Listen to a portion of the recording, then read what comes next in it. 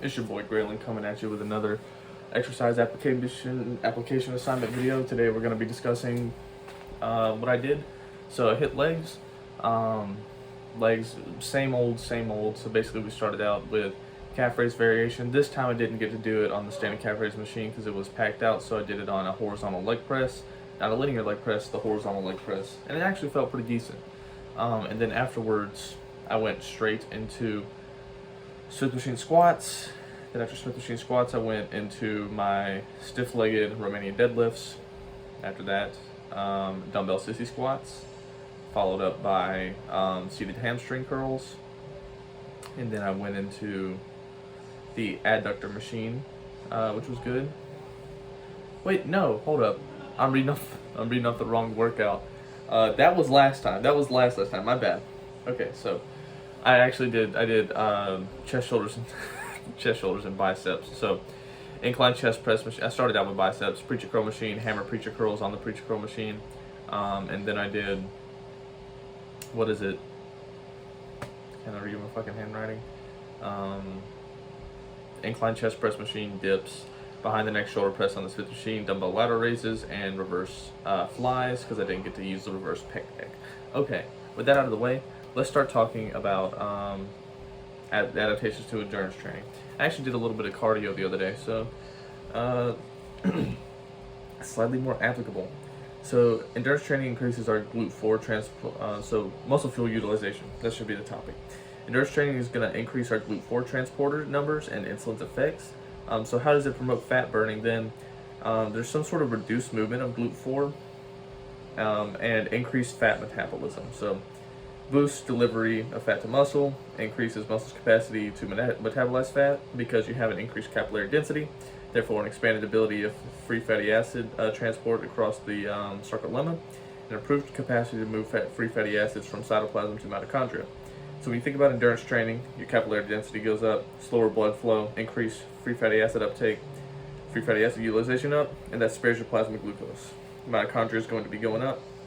You have increased beta oxidation of enzymes and carnitine transferase.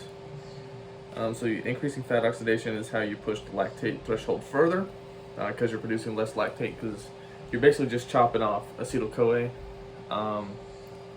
and you're not really having to use pyruvate in order to get acetyl-CoA. So lactate threshold goes up. Training results in easier and quicker free fatty acid transport from plasma to muscle, fatty acid binder protein and fatty acid transferase, FAT. You get more capillary density, slower blood flow, more free fatty acid offloading.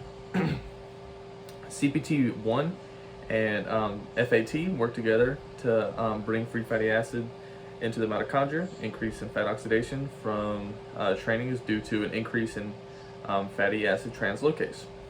So bigger mitochondria, you have more lipolytic enzymes, more free fatty acids, more acetyl-CoA, more citrate from Krebs. High levels of citrate inhibit PFK1, which is the rate-limiting enzyme for glycolysis. And so you have this preference for the Krebs cycle. Endurance training improves muscle antioxidant capacity. So antioxidants are going to neutralize free radicals. Free radicals induce fatigue during muscular contraction. And endurance training increases endogenous antioxidant levels. So your acid-base balance is going to improve. HIIT training improves muscle buffering capacity, much the same way. Submaximal endurance training improves pH disruption during the submaximal work.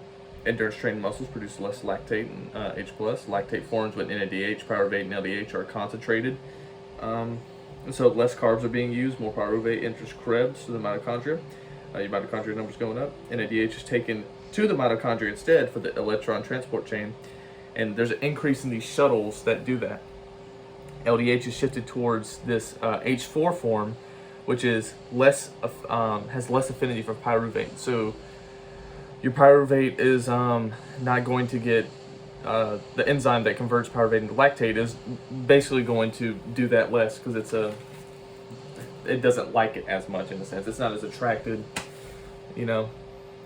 Let's see, molecular basis of exercise training adaptation. Gene activation results in mRNA's transcription, which signals ribosomes. Ribosome creates protein. In other words, a bout of exercise results in transient increases in the quantity of specific mRNAs, which return to baseline after 24 hours. So in terms of specific training responses, we have mechanical stimuli, calcium, free radicals, phosphate muscle energy levels, and you have a series of secondary messengers in a sense, or secondary stimuli. You have AMPK, P38, PGC1 alpha, calmodulin dependent kinase, calcineurin, NFKB, and mTOR. mTOR is the only one that really is like hypertrophy, and that's mostly to do with resistance training. And I'll go into the rest of that probably next episode, because that's a big thing to cover. We covered a lot of ground there really fast. I'm basically just reading off my notes, because this is quite nebulous stuff to me at the moment. But see you in the next one.